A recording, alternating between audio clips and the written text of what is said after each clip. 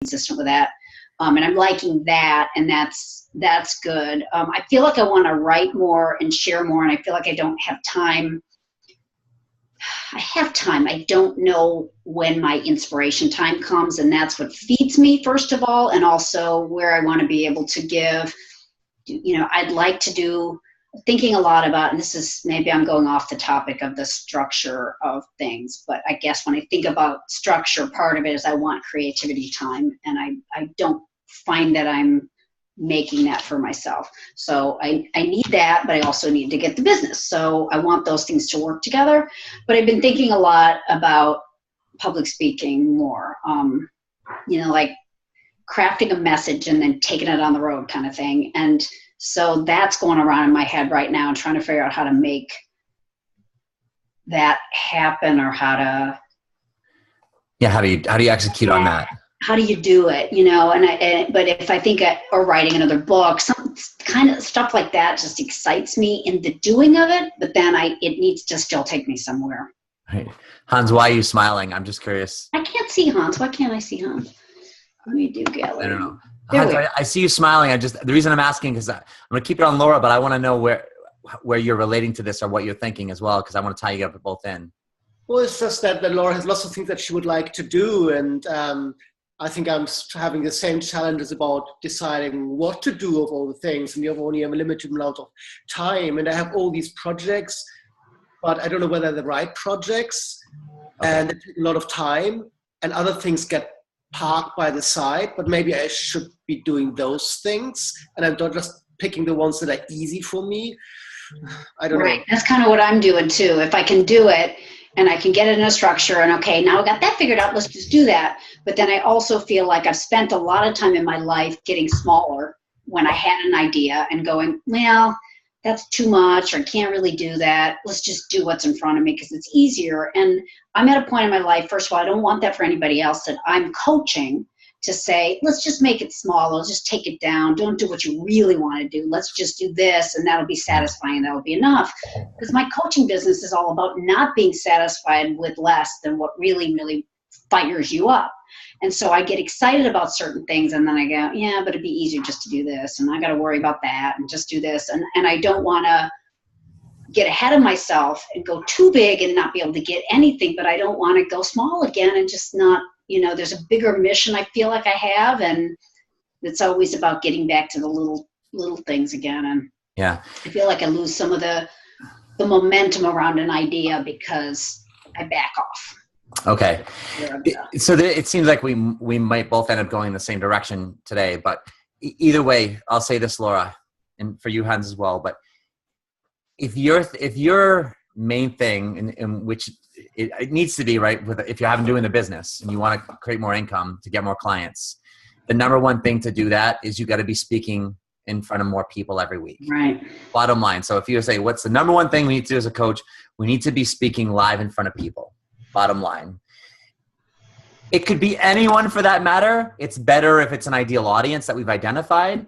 But for the sake of conversation and talking about you, Laura, specifically, we haven't really quite identified that population yet.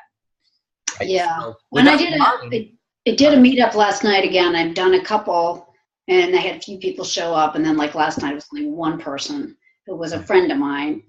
And we had a great hour and a half of talking. It really helped me solidify what I believe in and my message, and she wanted to share with somebody else she had in my workshop and stuff. I'm not even sure she wants to do it.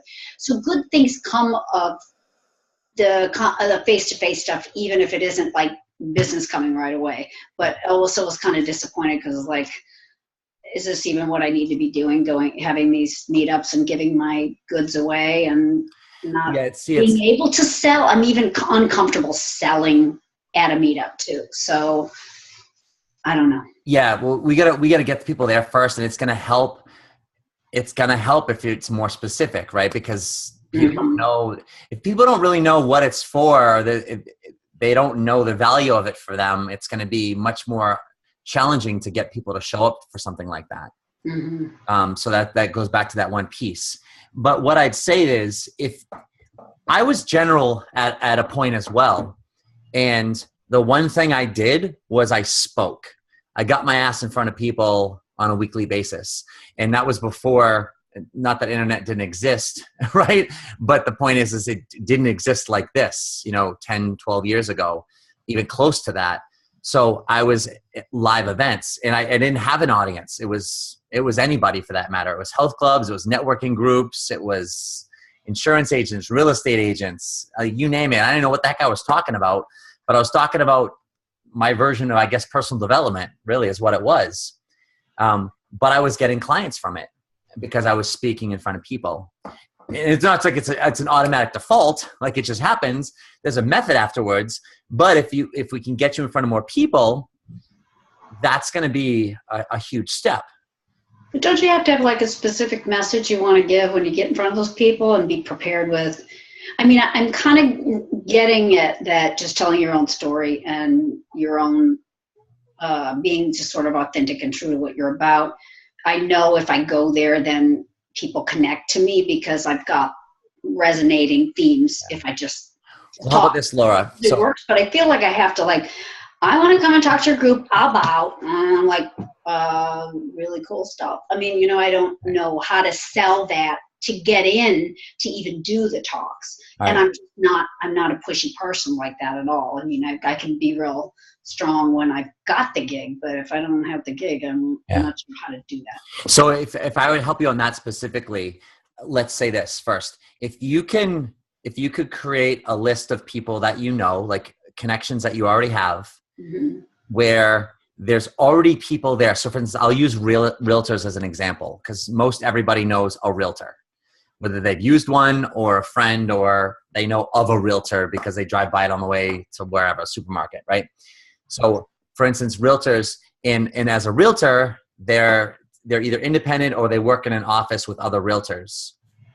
So this is just an example. So you can use this or think of something similar, right? But either way is if you connect with that person, especially if you know them, and you can say, hey, listen, do you guys ever have weekly meetings or monthly meetings?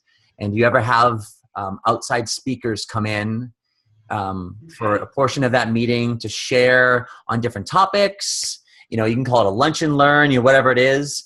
And all you got to do is you've just got to think about whoever is in front of you. If I'm using this example of realtors, what do we know about realtors? I'm not a realtor expert, but what I know is realtors typically, they've got to have a clientele where they're either buyer or seller, right? But they've got to be motivated to work, right? It's like their own business, right? And they've got to be on top of leads. They got to have their marketing efforts. They got to be in front of these people. Just like us as coaches. A lot like coaches, yeah. When the timing's right to move, I'm going to need a realtor. And if I've used somebody or I need somebody, I'm going to be looking for somebody. Who do you know? And so, it's a constant, right? It's constant marketing efforts. So if you think about something you could talk about, and Laura, I'll just reference it to, I've been watching all your videos that you're doing in my selling coaching group. Take any one of those videos. I'm trying to think of one off the top of my head, being in the moment or there's so many of them that you've done, right? But pick one of those topics and now think of how that topic could relate to how they could be more successful as a realtor. Pick a topic. What's one topic that you've done in a video? Just connecting with your values and being aligned with your values maybe, and how that you don't want to compromise that. Okay. So how being true to your values can make you a higher producing realtor. Okay. I mean, really. Yeah, you're right. It's not that hard, right? So you can connect any one of your videos to that topic. I expand upon it because I'm, some of those things, a 15, 20, 30-minute presentation. It could be an hour presentation if you added in some interaction into it, which is better anyways. So it's shorter as long as you need it to be, just on that one topic. And all you got to do is tie it into how's it going to allow them to become a higher producing realtor. And you don't even have to know how they can become a higher producing realtor as a result of it, because we're coaches. So we can talk about the concept of aligning with your values and understanding those and what that does for your integrity and authenticity. And then how do you see that projecting into you? They're going to give you the answers. Right. But you can see, so that's where you can take a general message that you could apply to anybody. And if I'm going, okay, I'm going to talk to realtors. I'm going to talk to insurance agents. I'm going to talk to anybody that has a group of people that gets together on a regular basis, and if I know the person or I can get connected with them, and the approach is simply like, hey, do you guys ever have, your weekly meetings? Have you ever considered, or have you ever had other outside speakers come in, someone like myself, to share, educational message, an inspirational message, or something that's going to help them become more productive or better at what they do? I've got something to add to that. When I had my little PR campaign for my book, my agent asked me to write down all the topics I can talk and write about to send out to media companies. And it was actually a really useful exercise just to have a list of topics that I can talk or write about. And now I have them ready. If somebody asks me, well, could you give a talk, then I can connect to them and say, oh, here are examples of things that I can talk about. And then when you get the gig, you can do exactly what you said, is tailor the same message to the audience and what is important to them. That's really good. That's good to be ready with that. And I think it also is good to remind me that I have a lot of content to share, rather than feeling, oh, I have nothing to talk about. And then go, wait a minute, I can talk about that, and I can, and I've written about this, and I have a book about that. I kind of remember that I actually have a lot more to say than I think I do. So just kind of going back like we do in our lives and have to see where our successes are. It's kind of the same thing. Just like, what do I have to talk about? Well, actually quite a bit. It was like when I was doing the radio program, I started, what topics can I use every time I come up and do the podcast? And it was helpful to go, oh, I'd like to talk about this, or I'd like to talk about that. And to say, oh, actually there's quite a few things I can have a program on. So that's really helpful. Yes, it's difficult to come up with these topics on the spot, but if you've done one already prepared, it's so much easier. Sure. No, and I get a little thrown on the spot sometimes too. Somebody asks me, I'm like, I don't know what I have, and that's actually having it kind of in my back pocket, almost literally, would be good. Thank you. Great strategy there. And Laura, so then you could just go back to even your videos. I mean, I don't know how many you've done so far, but eventually you'll do 30 or more. 22. Right? 21. So now they're right there. I guarantee you there's 22 topics just from the title of that you have topics on. Mm-hmm. And lastly, another strategy for that, because a lot of times people are afraid to approach because, what would I talk on? Right? So that's a great strategy there, Hans. And then the last part is I never knew what I would talk on, even after I had plenty of talks that I've done. Even when I knew I could talk about, I had, like right now, I can't tell you how many talks I have that I've done. But the point is, what I would say is, well, what are you challenged with the most? When at your last meeting, what was the topic of conversation? What are I'm talking to the manager or whoever it is. What are some of the biggest challenges that you're trying to get your people to do? I say part of the value of me coming in as a coach is I'm not in the industry. I'm objective to it all. But if I know what you're trying to get across to your people, I'll say, sometimes it's like a husband or a wife trying to say something and they hear it from someone else and they go, well, that's what I've been trying to tell you for the past 20 years. But sometimes it takes someone else to hear it from. And people laugh at that because they understand it. And so if I know what you're trying to get across to these people, I can then go back and think of, okay, what topics might be relevant, and I can deliver that piece. Mm-hmm. So I ask them, like, what's a topic? Like, I can talk about a lot of things, but what do you want to get? And that makes it more valuable for them.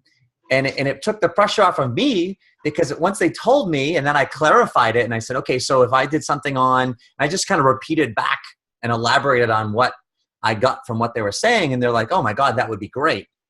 Sometimes that's all you need. You don't even really have to have a topic. Yeah. So that's kind of like going into the marketing meeting with them, or what, the meeting to get the meeting, or, get the gig, is you almost going in there as a coach too. So you're just coaching the situation, just like you would go to a coaching session and say, what do you need to talk about today? It's kind of like, what's on your mind?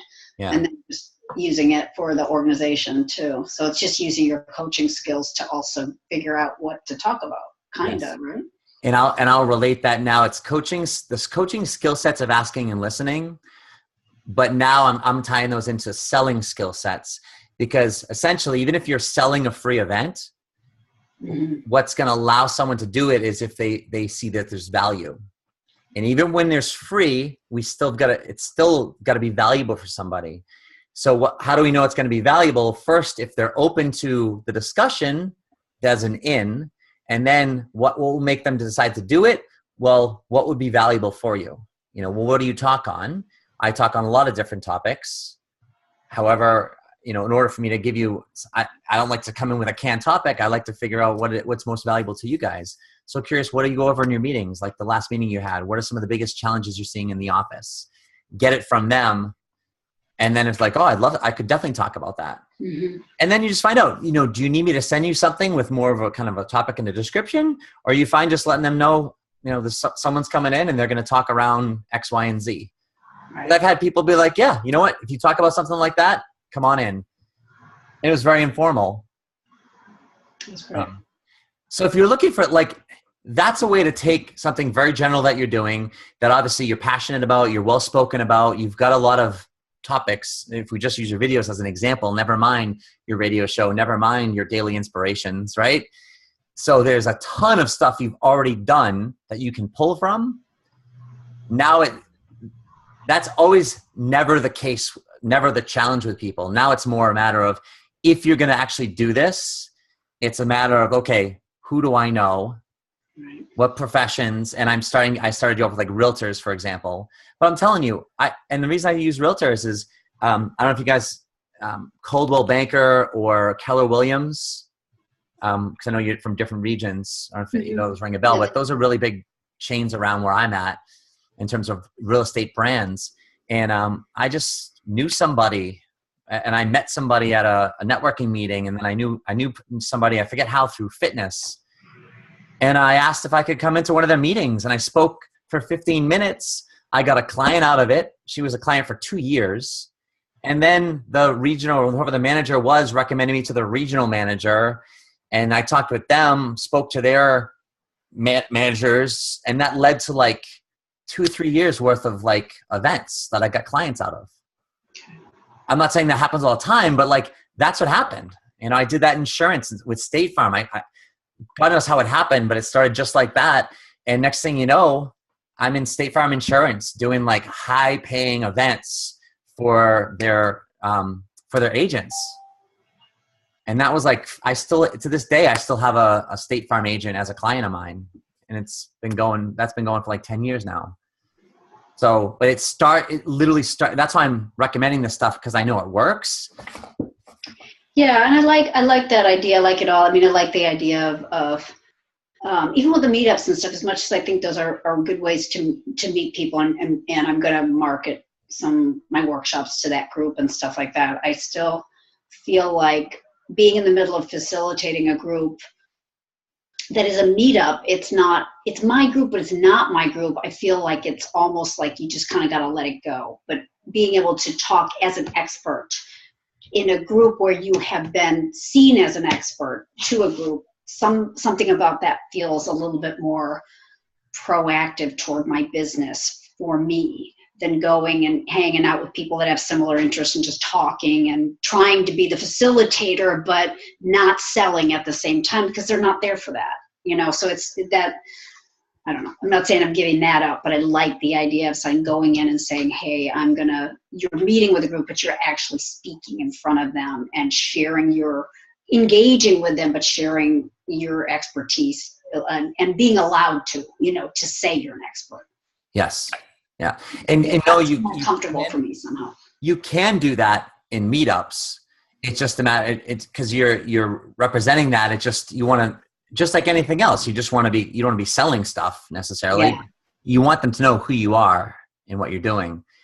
So I would suggest for you is start creating a list of, businesses or people or groups that in churches even, or I don't know what you're involved in, different fronts. Yeah, I was just talking to a friend about that, and I was saying and she said she used to do little talks in sermons at different churches, and then she'd get business out of it, do a workshop after, and actually get paid for it too, because they were looking for people to fill in, and I could totally do stuff like that too. Network marketing is huge. People in network marketing have meetings all the time. It could be group meetings, it could be home meetings. And I mean, everyone, I would say this, everyone knows a friend or someone who does network marketing, you know, multi-level marketing. I don't know what you guys call it from different areas. Yeah, I don't know what I don't know what you mean by network marketing. You know, like multi-level marketing. Okay, or, like MLM kind of. Yeah, like Avon or companies like that. Okay. Again, it's like those people, they have teams of people. And the whole objective of those businesses are to have teams of people, and they're all entrepreneurs. Yeah. So I'm just trying to give different ideas, but yeah, no, that's good. The best thing for you to do, like, is if you want to go down that avenue, like, you want to get more clients.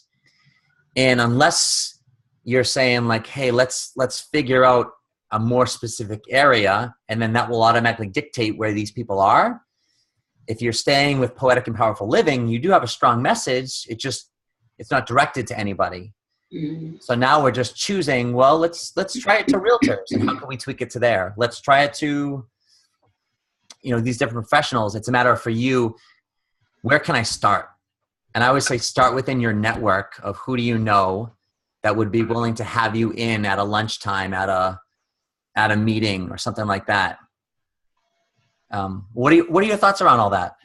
That sounds good. It sounds good. I have to reflect on who and what. But I know actually a lot of people that really believe in what I do that are still kind of connected themselves to other organizations, whether they're in one or not. They're like, you would be great if you did this. And I just have to actually take advantage of them and say, could you ask your group if I could come in or whatever? And I'm kind of, it's at this point, it's me.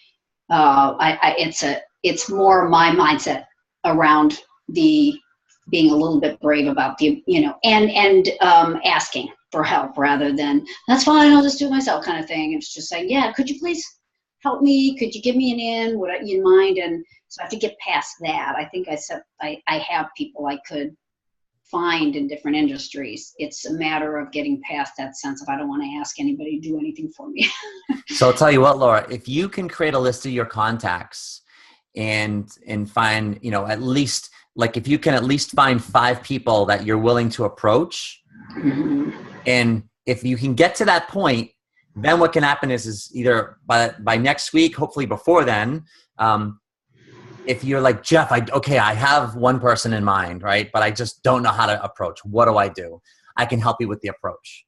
Okay. Right? So if you can at least by next week or before then, create a list or at least find like your top 5 people that are like, I could approach these people. They're a contact. I know they have a group meeting with people, but either do the approach, Mm-hmm. or if you're just balking and like frozen now, then say, Jeff, here's the situation. I have no idea where to start. Help me out. Okay. That's what I can offer. Because I'm telling you, if you set up one of those, and then all you need is one event that leads to another, which can lead to another. And I think for this stuff for me too, it's about getting business, and getting in front of people, which is obviously what it's really about. But I think it also helps my confidence level around my message, seeing what people respond to and that's what I liked about the meetups. But I still like that about it. Just kind of see what works with people. You see where they're nodding. You get used to being on the fly and doing, you know, answering things back and forth and going, hey, wait, this is a piece of cake for me. That helps me a lot. When things are few and far between, then I start to lose confidence that I know what I'm doing when I do get in front of people. So doing it is twofold. It could lead to business, but also leads to the confidence that also leads to getting business. So yeah, I think it's a really good idea. Yeah. And this activity right now for you, for any of us rather, but for you, this activity, this is one of the primary activities in your business every day. So if you're doing anything, there should be the majority of your time right now spent seeking out speaking engagements. That's the path you're going down. I remember when I was starting off, and it's funny, I went to a place where I'm in town where I happened to go into a business where I had my first speaking engagement, actually this Monday. And I was walking up the stairs and I'm like, I didn't think about it before I went there. And I'm like, oh my God, this is where I had my first speaking engagement. I paid $25 for the room. It had glass on like 3 sides. And I was like, wow, I was like somewhat nostalgic, but I'm like, and I thought back to like how I got that and what that led to. And it's same thing. It's like, it's going out there and asking people is, hey, this is the phrase I use, like, I own a seminar and coaching company. I have a seminar and coaching company, and I'm looking to do some speaking engagements. I'm looking to spread a message. I'm looking to educate people, poetic and powerful living and how it relates to, whatever they're good at and taking them to the next level. And so, just know who's in front of you. If it's realtors, if it's whoever, it's sharing something like that. Who do you know? There's people getting together all the time that if they had a speaker come in. One time I spoke at a nursing home. This is how vague and unidentified my audience was. And half the audience fell asleep. And I'm not even joking you for a second. And I'm sitting there going like, oh my God, this is so in the wrong spot. Someone asked me. You got some practice. Someone asked me. Maybe they needed sleep. Maybe that's what they needed. You should have asked them. Exactly. But that's to show you how general I was. And that came from a networking event. And if I do that now, I would have said no, because it's not, no one was going to hire me. Right. But here was my philosophy was, what if someone there stayed awake enough, right? But what if someone there had a son or a daughter or someone they knew, they're like, oh my God. And they connected me with that person, and that person had a huge company, or because I never knew what that would lead to. That's why I always did the event. Mm-hmm. And with that instance, that led to nothing.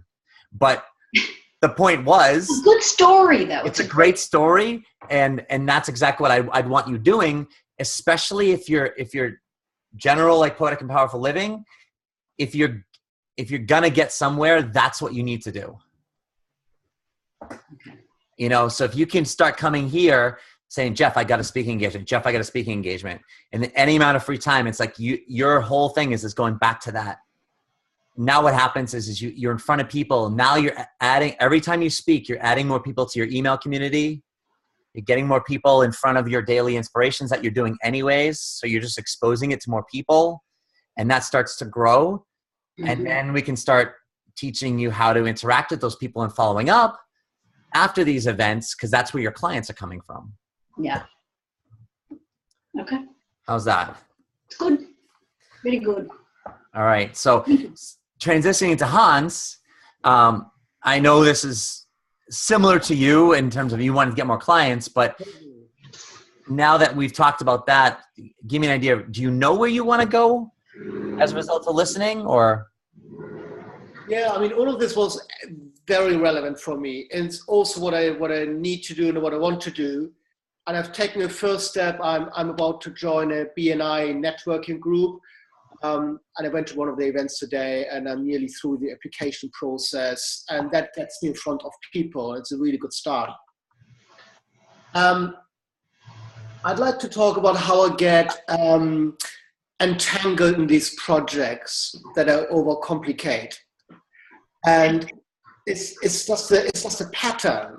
And this landing page for the workshop is a really good example. In December, I decided I wanted to do the workshops again. For a really good idea, workshop according to the book. I just finished the book, and then in January, I get the landing page done. And then I talked to the owner of the coaching school who trained me. And the guy looked at my previous landing page, and he said, well, the problem is why the previous one didn't work is the copy just doesn't work. So I thought, okay, this time let's get the copy really right. And I went on Upwork and hired 3 copywriters because I wanted to have 2 landing pages. And I thought I'd try 3 different people. 2 of them I absolutely hated. The third one was okay. Then I used that copy. Then I had it edited by my editor because I'm not a native speaker. Then I gave it to my website designer. He created a design that I didn't really like. It was orange, although I told him I wanted to match the branding of my book because it's the workshop after the book. So I sent him back to the drawing board. Yesterday I got this new design. It's still absolutely awful, but also I realized that the copy was far too long, and that kind of meant he didn't design the right format. And now I'm thinking, do I just need an Eventbrite profile page for my event, and that's all I need so that I can email it to people? And have I made this whole thing completely overly complicated? Yeah. So what do you, I agree. I agree. What are you getting at then? Well, the thing which I'm not quite clear about is an Eventbrite page works well for somebody who already knows me, and I just tell them about the event. But if I want to reach a broader audience through a Google Ads campaign, would I not need something which is a little bit more slick? Well, how about this? If you're doing live events, which you're telling me you want to do a live event face-to-face, correct? Right? If you're doing a live event, where I would recommend you do is I wouldn't do anything online in terms of trying to get paid traffic for that, unless if you can target it locally to a certain demographic, which you can, you could do that. But after doing live events for like 10 years, the one thing I'd highly recommend to anybody, and if you notice that's the direction I went with Laura without really saying it, is as opposed to hosting my own event, I would rather find places that have people that already gather that I can come in and speak to them. So for you, if you're doing something around your book and falling in love with your job, I'd say, well, where are there already groups of people where this topic would be relevant to? And can I connect with the organizer, the manager, the owner, the whoever, to find out if they would find it valuable if I either came into one of their meetings, or could we actually set up an event for those people? Are you with me? So in other words, now what's happening is they're inviting those people. They already have they're either the people already coming there for the meeting because they come to the meeting every month or every week, or they are being invited to a meeting at the place where they always go to. And so X amount of them are going to show up. And then what happens is you don't have to deal with any of the invitation, and you just show up and you present. But that would be for a short presentation, not for a one-day workshop. No, that would be for a shorter presentation. However, that can lead towards a one-day workshop, because if you're doing that on a regular basis, then what happens is all those people, they're getting exposed to you. They're getting onto your email list, right? They become a part of your community. And then when it comes time for you to market and share with them, you're sharing it to a warm audience. And now you're driving them to the Eventbrite page or to just a checkout link. Yeah, I can see that working. At the same time, it just creates another layer between me and the workshop, which is doing all the talks to gather the people, rather than having, I mean, I would have loved to have something running on autopilot, generating leads for me. Yep, okay. Instead of me always having to go out. Yes. So but you maybe it's a fantasy, maybe it's an illusion. No, if you're doing it for live events though, you got to make sure, are you targeting it specifically for an area? Oh yeah, absolutely. Yeah. Yeah. Okay. So what I'd say then is that it's just my experience that if you could be running it for a one-day event, and have you started that up already? No, but I used to, but I ran the workshop already once last year, and I got it full the first time, and for the next 3 events, I didn't get anybody. But I didn't do Google Ads. I just tried my existing network, and that just wasn't enough. And that's why I thought I needed something else. Right. So your existing network worked for one event. Yeah. Right. But then you kind of depleted it. And that's right. Yeah. Exactly. Yep. And that's what I find would be the case.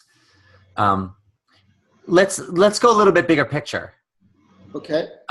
You want to get more clients. Yes. And you want to get more clients more consistently. Right. Right.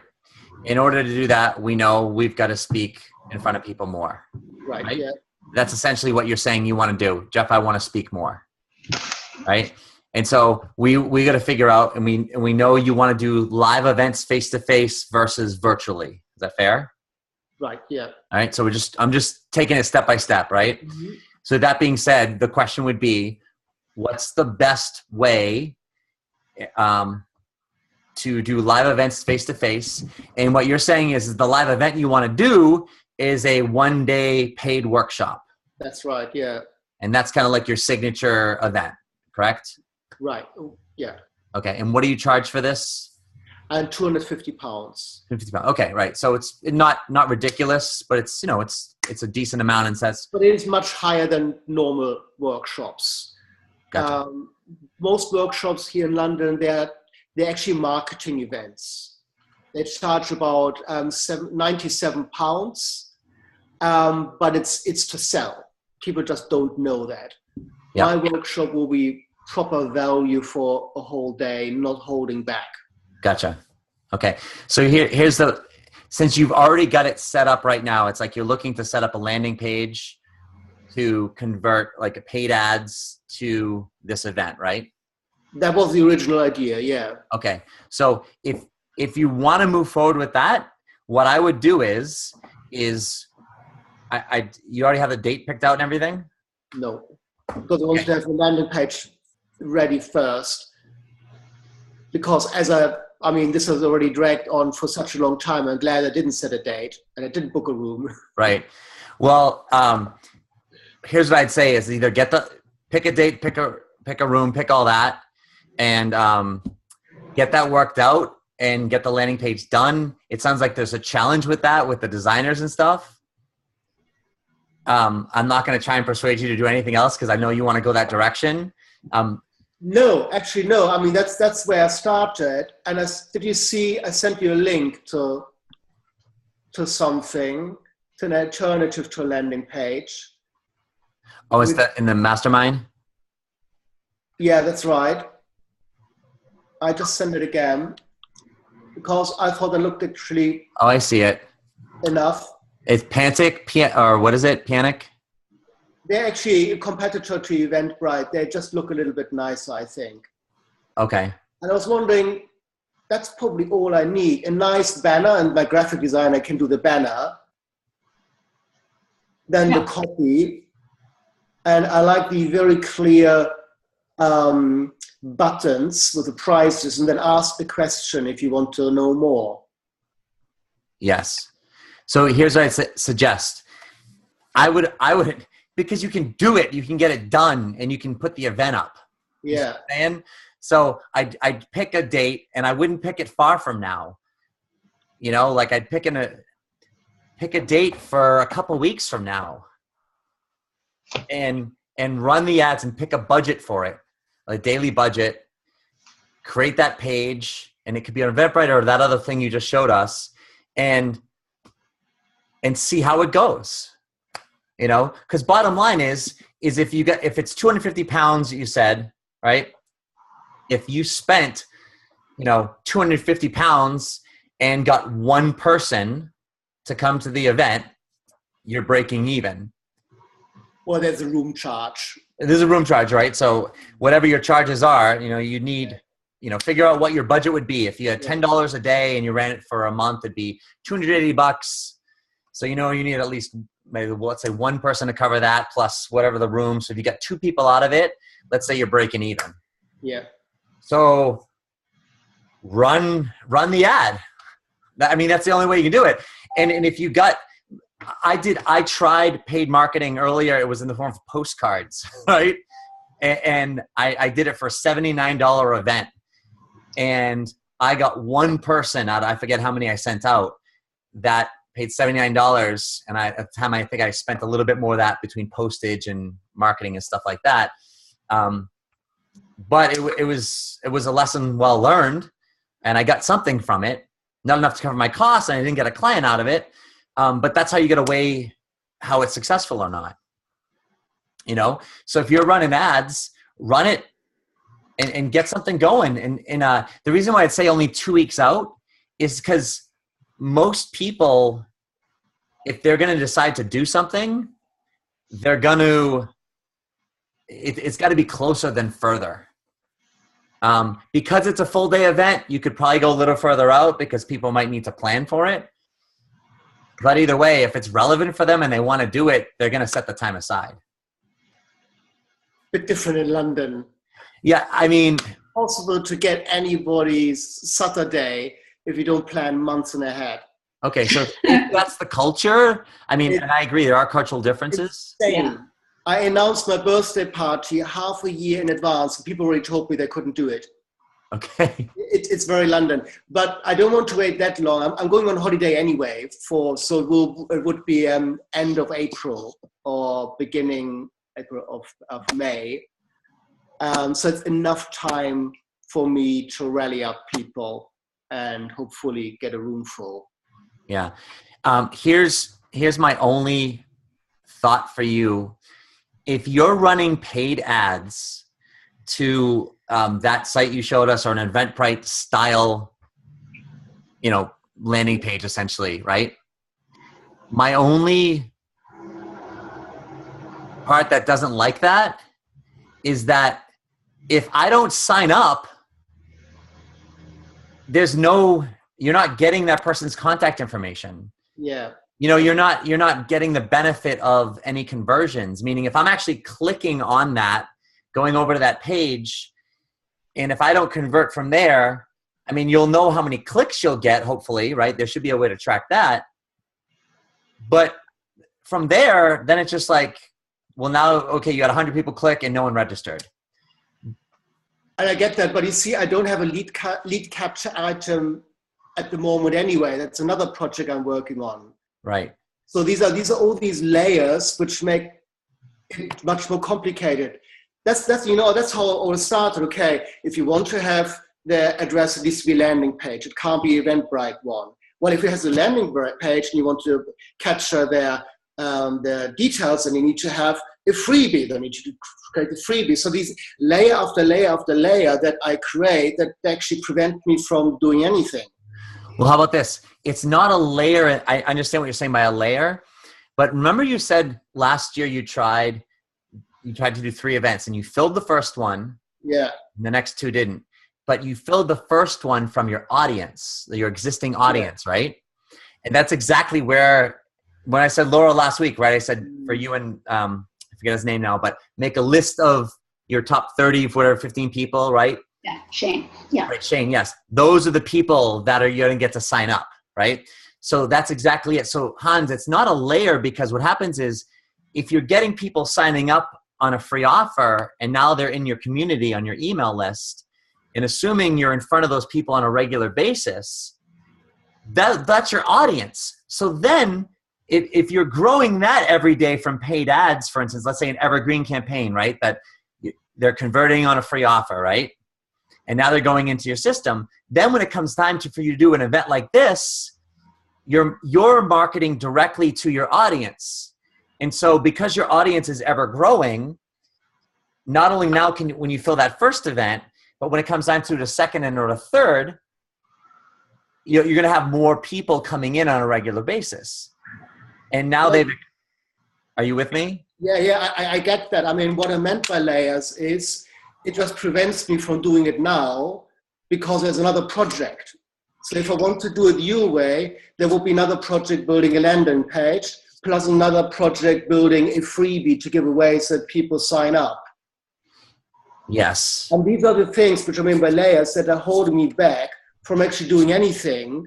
Yeah, that's why my thought just keeps coming back to, because I feel that the overwhelm thing is coming on, and the complication thing is getting to be what's troubling you and making it difficult. I think simplicity is your friend right now, and maybe that's what your inner voice is telling you, that you really are led to simplify now. And so maybe it is just, what can I do right now?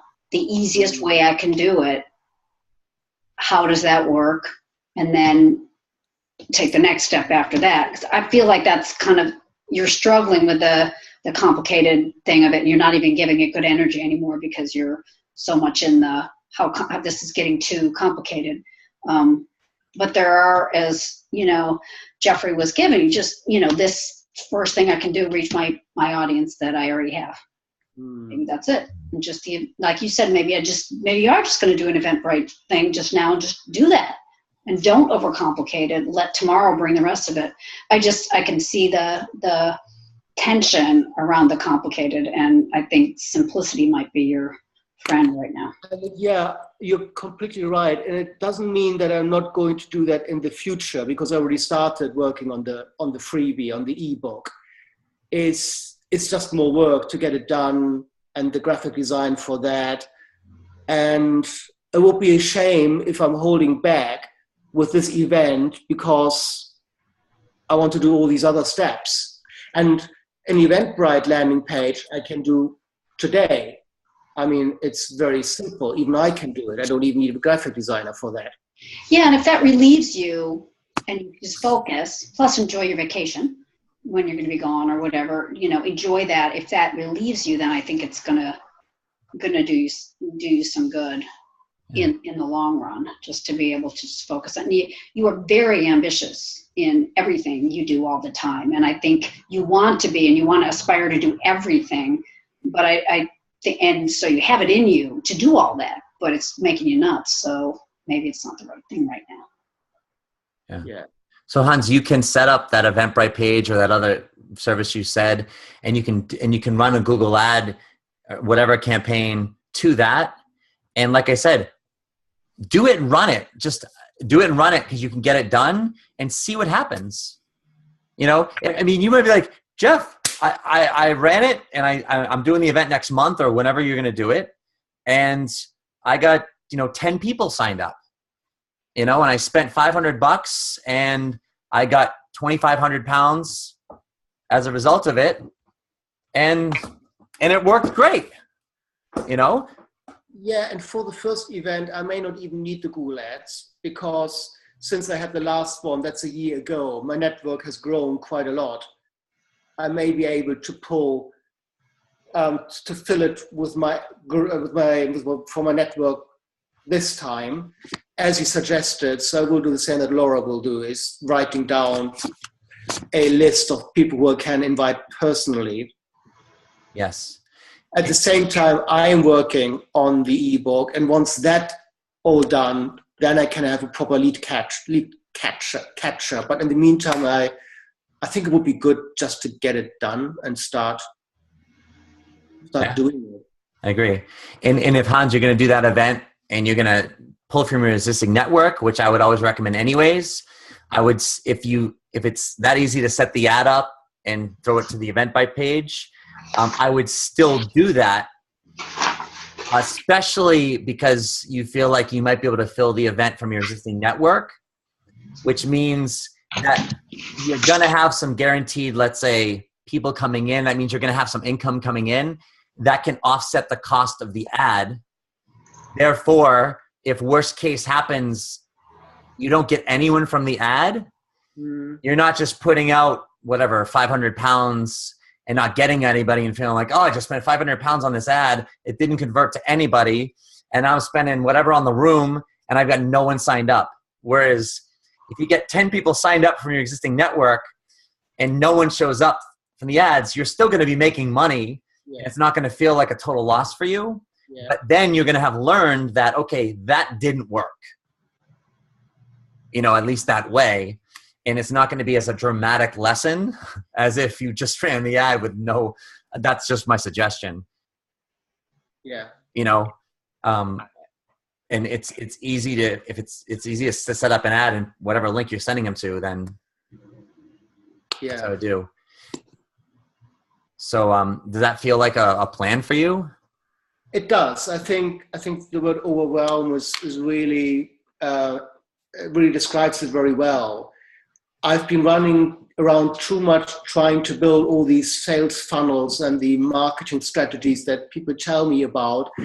But it's a lot of work, and it just keeps me back from doing some simple things that would be good. Like you said, getting in front of people, actually talking, or just doing the event. And I bet you, Hans, with your network of people, the fact that you wrote a book, the fact that you have a book, that is the easiest way to get speaking engagements. When I had my book, it was like, hey, I just published a book. I'm an author. Here's a copy. Here, let me sign it for you. And I'm just wondering, I'm doing a book tour. I'm looking to speak in front of people and share some of the concepts. who do you know? Or, you know, would you be open to having me in front of, you know, your people? And it's just like, wow, you wrote a book. Wow. I mean, that once I got that, it was fantastic. So that's an easy way of, again, getting in front of people. And not, you want real simple?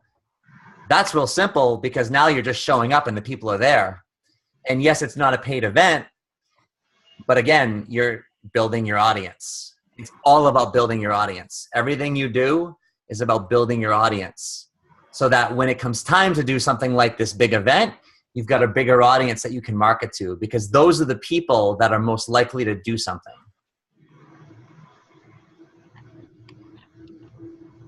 What are you thinking? Yeah, I'm just wondering how you got these engagements. I mean, nobody has approached me so far. No, no one approached me. It was me. Instead of doing what I told Laura earlier and just me going to them and saying, hey, I'm curious, you know, going to a realtor or whatever and saying, hey, you know, did you ever have meetings? You ever have speakers in there? Would you ever consider having me come in for a part of it? The difference is now I had a book. And say, hey, that was my approach. Hey, I authored a book called Being Fulfilled, and I'm doing some, you know, speaking engagements around that. And I'm just wondering, have you ever had, you know, speakers come in at your lunchtime or, you know, to your monthly meetings? So the difference was I was an author of the book, and I was talking around concepts of the book. And all I did there was I knew if I was talking to realtors and it was, hey, how do you manage your time and blah, blah, blah, so you can be more successful as a realtor, but people are just impressed that you have a book. And so and now you're talking around the book because people have heard of book tours before. And if they're open to it, it helps with the approach. That's all. That's the only difference between that and, let's say, what I was telling Laura to do is there, the approach isn't, I have a book too. Yeah, but you see what I mean? Yeah, you can, so you can do that too. Yeah. Calling card. But either way, the other thing that just comes to my mind, if I create the Eventbrite page, that is then easier for a website designer to convert into a proper standalone landing page, because he or she can see the layout, my copy and everything. So it's actually a nice pre-step. I can always upgrade to a landing page later. Exactly. Yep. And eventually, you know, if you end up being able to just market to your warm market, because you're just growing that all the time, you don't necessarily have to have a landing page. It can just be a little PDF flyer that you do or someone does with a link to checkout, you know? Yeah. So, but yeah, keep it simple, run that, market to your existing network, pick a date so that can finally feel like that's moving forward. And I think once you do that, you'll start to feel like, oh, I have some momentum now. Yeah. Was that helpful today? That's fine. That's what I will do. Yeah. And last thing I'd say, Hans, and I said something like this before, is like, it was good to hear you say, I could just use Eventbrite. Right? Because like, yeah, you could just use Eventbrite and just, you could pop on now and probably spend 10, 15 minutes, you know, copy and pasting and doing that and getting it done and have it be effective. And I think what can complicate things for you is, like, even when you talked about getting a free offer done, I was in my mind like, wow, you could get a free offer and an ad going in the next hour. And for you, it was like, oh my God, I got to do this. And then I got to my copier, my designer. And so with that being said, like, starting to think around those lines, like, remember the first time I suggested lead pages, right? And you're like, oh, well, you know, and yeah, is there a difference in the appearance? Yeah, but it still can be, the advantage of something like that is you can get it done fairly quickly and it can still look very good. And the difference is it's a lot simpler in terms of timing and not having to wait. That's all. And, you know, I do get that, but what I really struggle with is if I do everything on my own and I don't delegate these things, that time goes off from the things that I think I should be doing. Coaching, going out, speaking to people, networking, those things that I cannot delegate. So there needs to be something that I hand over to somebody else to work effectively and efficiently. Yes. And I thought for me that was the website design, because he does all of this for £100 a month. It's very cheap. And 50% of what he creates is amazing. 50% he gets it wrong, and I have to mouth feed him everything. I haven't found the right answer yet, but I keep thinking if I try to do everything myself, I don't have the right focus. Yeah. And you're I think right also about, don't try to do everything at once is part of it too. Yeah. You don't Also, have to do everything today, you know. just knowing too, like, but a landing page, like for instance, I did my free offer landing page last year. Maybe it took me a couple hours because I was messing around with it, but it's done, and I'm never going to have to touch it again. You know what I mean? So, but that 2 hours, yeah, could I've been doing other things? Yes. But then for the time and the cost and the headaches involved to do all that, hire it out to get what I wanted, I did it simply myself. And then, because once that's done, it's done. It's not like you're creating a new landing page, you know, every week or every month even, or even every year. It's like, once you got a good free offer thing going, ideally it goes. So we don't have to talk about that anymore, but I think for you, like, it was refreshing to hearing you say, like, I could just do Eventbrite, because it was like, oh, you could just do it and it could be done. And then you tried to talk me out of it. Well, no, not that. Here, I was just, not here. I said more, just my only reservation with it, because my mind is if you're paying money for ads, I want to make sure that you're getting the most from it. Get it. So not to not do it, but just something to keep in mind so that in the future you can take advantage of that. Make sense? Thank you. Yeah. Good. Awesome. Guys, thank you both very much. I love doing this. I'm glad we had some extra time today. Yeah, And thanks. we'll see you both next week, and then we'll chat in between. Okay, thanks a lot. Thanks. Good week, everybody.